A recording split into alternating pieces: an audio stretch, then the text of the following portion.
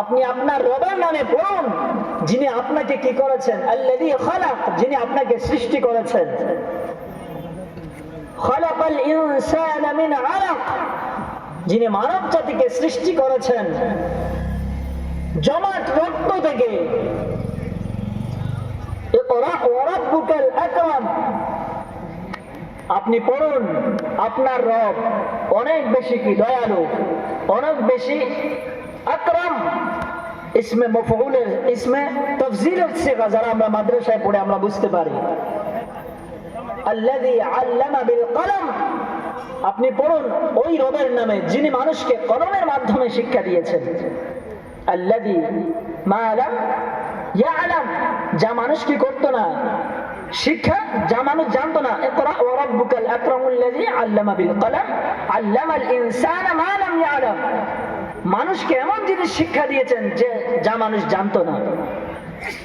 সর্বপ্রথম ওহীর, সর্বপ্রথম আয়াতের সর্বপ্রথম শব্দ যেটা, সেটা আল্লাহ পাক রব্বুল আলামিন ইকরা বলেছেন, পড়ুন আপনার রবের নামে।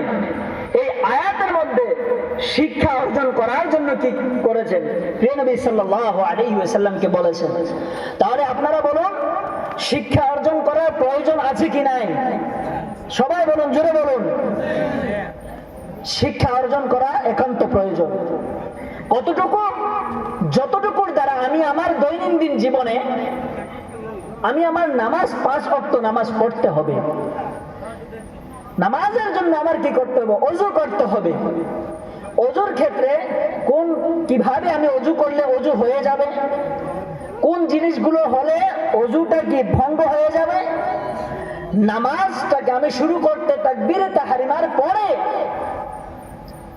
কিভাবে আমি আমার নামাজকে শুরু থেকে নিয়ে শেষ পর্যন্ত আদায় করব, নামাজের ফরজ গুলো কি কি, নামাজের মধ্যে কয়টি ফরজ রয়েছে, কয়টি ওয়াজিবাত রয়েছে, এটা দৈনন্দিন আমাদের প্রয়োজনীয় জিনিস না? সকলে নামাজ পড়েন তো? নামাজ পড়তে হলে নামাজের যে জরুরি জ্ঞান রয়েছে সেই জ্ঞান আমাদের জন্য অর্জন করা এটা একান্ত অপরিহার্য। আপনি একজন ধনী মানুষ, আপনার উপর হজ করা ফরজ, তখন হজের জরুরি মাসাইলগুলো জানা, এগুলো শিক্ষা নেওয়া আপনার জন্য ফরজে আইন। এটাকে আল্লামা শামী রাহমাতুল্লাহ আলাইহি কি বলেছেন, ফরজে আইন। উনি ব্যাখ্যায় অনেক লম্বা ব্যাখ্যা করেছেন, সেদিকে আমি যাচ্ছি না।